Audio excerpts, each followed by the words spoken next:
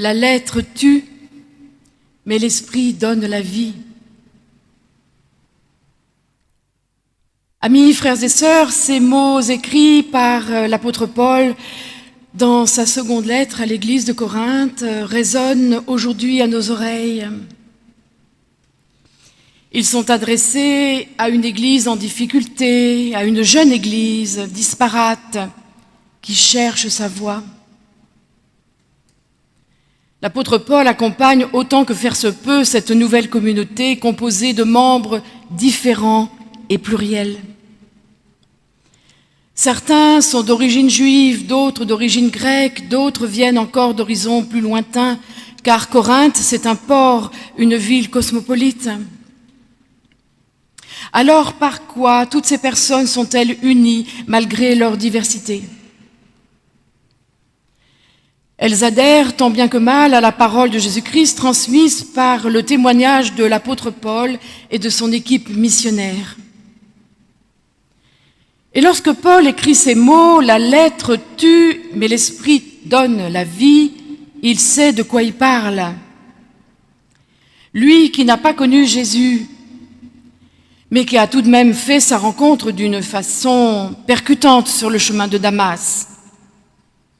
Lui qui, il y a quelque temps encore, partait en toute bonne conscience et en toute légitimité, attaché à la lettre de la loi de Moïse écrite sur les tables de pierre, persécuter les premiers chrétiens qui osaient suivre ce Jésus-Christ, considéré par ses contemporains comme un blasphémateur.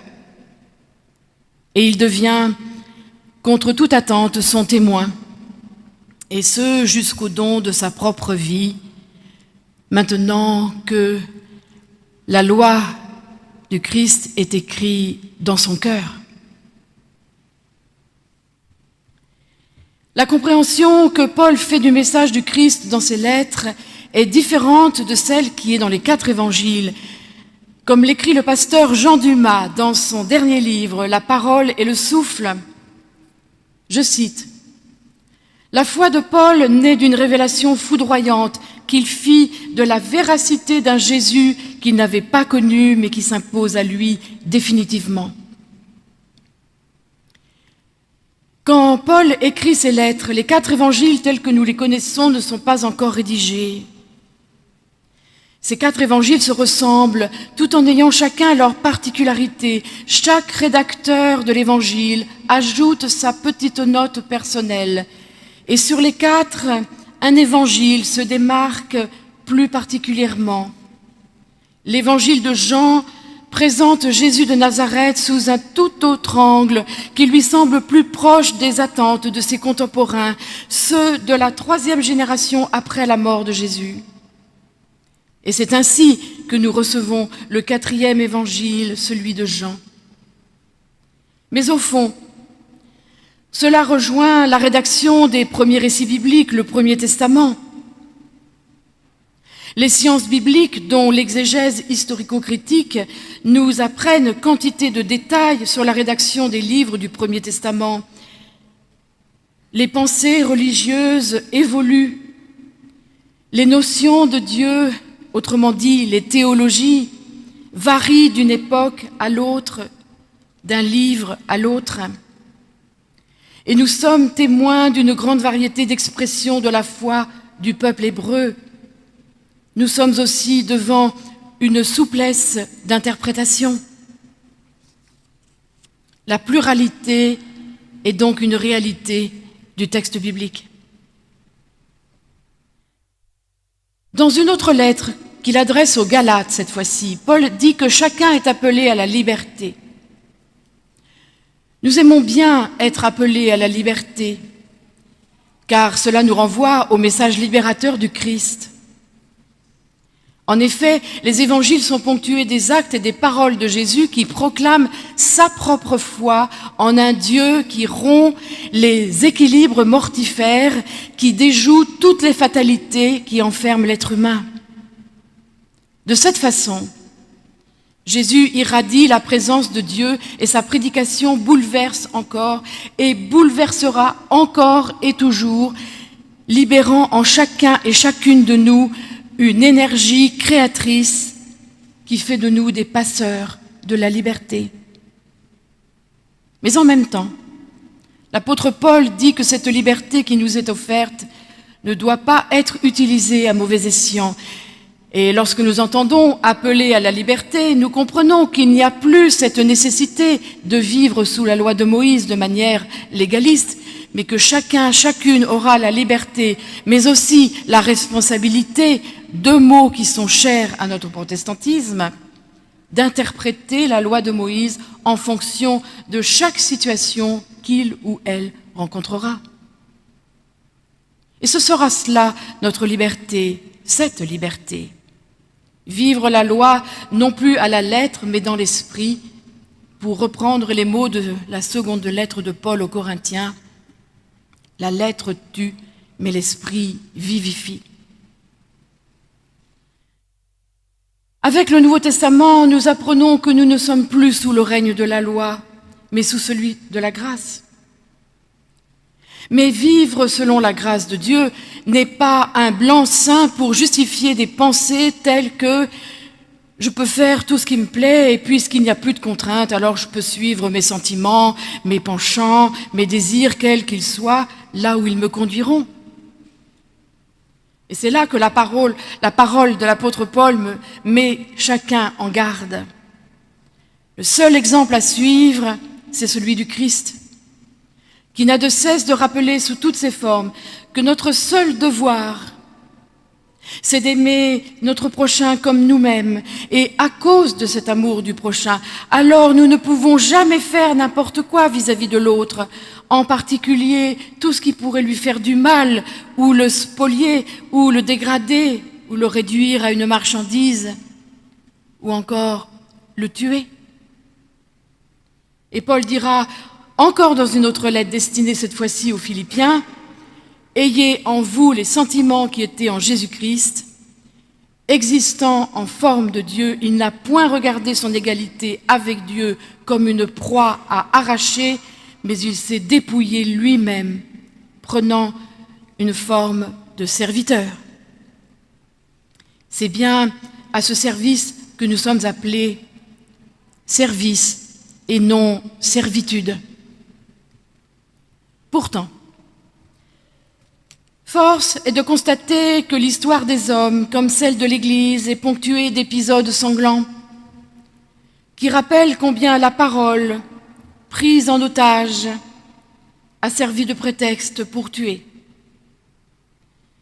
Cela advient sans doute quand certains lecteurs de la Bible se sentent pris de vertige par toute lecture plurielle et se laissent glisser vers un tel respect du texte qu'ils en refusent toute discussion. Pour eux, le véritable auteur de ces textes est Dieu lui-même. Pour d'autres, ce sera le Saint-Esprit. Et il ne faut rien changer aux lettres du texte, en concluant qu'il faut en rester à l'application la plus stricte des paroles bibliques. On les appelle fondamentalistes, mais c'est à tort, comme le souligne le pasteur Jean Dumas, parce que tout chrétien conséquent se réclame aussi du fondement de sa foi à partir du texte. Il vaudrait mieux les définir comme étant des littéralistes. Et si, dans la foi qui est la nôtre, nous suivons plus particulièrement un homme, à savoir Jésus de Nazareth, nous n'adhérons pas à une idéologie, ni même à une idole. Nous ne tentons pas de le suivre à la lettre, ce qui serait totalement impossible, mais nous essayons d'être en communion avec son esprit. Et être dans cette communion, c'est rejoindre l'esprit dans lequel cet homme, Jésus de Nazareth, a travaillé. Il y a donc des compréhensions diverses et variées du message biblique. Et à chacun, chacune de nous de les interpréter en rapport à la vie qui est la nôtre actuellement. Au fond, c'est ce que Jésus a fait pendant son ministère en Galilée. Il a toujours mis en garde ses contemporains contre une lecture littérale des Écritures. Et Jésus a interprété les Écritures qu'il connaissait selon sa propre foi en Dieu, à laquelle il a obéi jusqu'au bout, sans renier l'ouverture de l'interprétation qu'il a faite des Écritures, se mettant d'ailleurs à dos les gardiens de la loi. Chaque fois que la situation posait un problème de compréhension, Jésus a fait appel au souffle pour vivifier la lettre.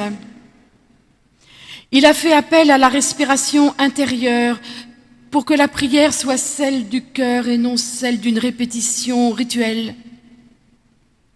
Il a fait appel à l'esprit qui rend la loi plus juste en l'adaptant. Et aussi ce qui rend le principe moral acceptable en atténuant sa rigidité. Et c'est dans ce sens-là que nous pouvons comprendre ces paroles de l'apôtre Paul comme un élan que donne le souffle, l'esprit. Alors, fort de ce souffle, il est évidemment difficile de définir ce qu'est un chrétien. Sinon, pour reprendre les mots de Raphaël Picon dans son éditorial d'avril 2009 dans Évangile et Liberté, je cite, « Être chrétien, c'est être libre, inspiré par l'évangile du Christ, celui de l'insurrection, de la vie contre la mort, de la libération contre toutes les aliénations, qu'elles soient religieuses, politiques, économiques, culturelles. Cette liberté naît de se savoir reconnu et autorisé dans l'existence. Tel que je suis, humainement, et tel que je suis avec Dieu. C'est-à-dire continuellement recréé par lui, attiré par lui vers une existence plus épanouie et en lutte pour un monde plus accompli. Être chrétien, c'est forcément associer l'évangile à la liberté. Un évangile sans liberté serait une loi tyrannique. Une liberté sans évangile risquerait d'être sans amour. Ce christianisme préfère les questions ouvertes, celles qui rappellent que la vérité est toujours objet de recherche, de préférence aux réponses définitives qui contrarient la pensée. Ce christianisme-là n'a de cesse de rappeler que le Christ est l'utopie réalisée d'un être nouveau, libre et aimé. Fin de citation.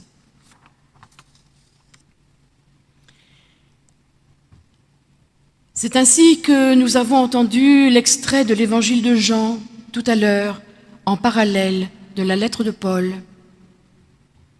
Les disciples ont fait leur rencontre avec le Christ vivant. Quand Jésus revient au milieu d'eux, c'était pour continuer ce qu'il avait commencé avec eux avant. Sa présence à leur côté est pour leur dire que maintenant, il va falloir aller plus loin et sans lui. Parce qu'à partir de maintenant, plus rien ne peut arrêter Jésus de leur donner son souffle, ni les remords, ni la lâcheté, ni la honte, ni la culpabilité, ni la trahison, ni le reniement, ni la peur de ses disciples, ni même les verrous des portes. Au fond, rien ne peut l'empêcher de continuer ce pourquoi il est venu, apporter encore et toujours la paix, le pardon et la lumière dans toutes les nuits des hommes. La réconciliation de ce qui peut séparer, et par-dessus tout, la vie, sa vie, qu'il donne et qu'il continue de donner comme un fleuve d'eau vive, pour que tous aient sa vie en abondance. Sa vie est plus forte que n'importe quelle mort, n'importe quel enfermement, n'importe quelle rupture. Et c'est cela que ce récit raconte. L'Écriture se réalise dans le récit de l'Évangile de Jean, la parole s'accomplit. Et Jésus, au milieu de ses disciples, n'est pas là pour leur faire des reproches ou les punir. Peut-être qu'ils y ont pensé un instant, coincés qu'ils étaient dans une notion ancienne d'un Dieu qui châtie. Mais là, ils sont en présence d'une grande nouveauté. En les saluant avec cette parole de paix, Jésus les touche exactement là où ils en ont besoin. Ce shalom, qui est la paix de Dieu, qui surpasse toute intelligence, dira plus tard l'apôtre Paul, fait son passage sur les disciples. C'est bien leur Pâques à eux. Et cette paix passe au-dessus des fautes, des culpabilités, des formes de condamnation. D'ailleurs, l'évangéliste Jean écrira plus tard dans une de ses lettres, « Là où notre cœur nous condamne, Dieu est plus grand que notre cœur. » Alors Jésus souffle sur ses disciples. Il descend en eux, il dépose en eux son souffle nouveau. Il dépose son esprit, le paraclet, mais aussi le consolateur. Il souffle sur eux pour les transformer, les pacifier de l'intérieur et pour les rendre disponibles à un avenir nouveau. Il est en train de faire d'eux des hommes nouveaux. Ce souffle rappelle le souffle de Dieu dans les narines d'Adam et Ève pour qu'ils prennent vie. Ici, c'est bien d'une vie nouvelle qu'il s'agit, qui ouvre sur un avenir et une espérance. Et cet avenir et cette espérance viennent jusqu'à nous aujourd'hui. Jésus avait promis qu'il n'abandonnerait pas ses disciples. Il tient sa promesse en venant au milieu d'eux. Avec ce souffle, il fait d'eux des apôtres, autrement dit des envoyés, des personnes envoyées ailleurs pour continuer la mission. Ce souffle sur eux sera leur nouvelle force, leur nouveau moteur. Il leur donnera un élan dont nous sommes aujourd'hui les bénéficiaires, que nous aussi, nous sommes appelés à transmettre. Cette transmission se fait bien au-delà du texte, un texte que, d'ailleurs, Jésus n'a jamais écrit, et qui est passé à la postérité par le canal de la foi d'une part, et de l'interprétation d'autre part, des disciples devenus apôtres et témoins de leur temps. Eux-mêmes ont été d'abord au bénéfice de ce souffle qui leur a donné la vie. Et pour que cette vie spirituelle arrive jusqu'à nous, c'est qu'ils ont eu le courage et l'audace de s'éloigner de la lettre du texte qui aurait fini par les tuer tous. Mais c'est bien à la vie que le Dieu de Jésus-Christ nous appelle. Amen.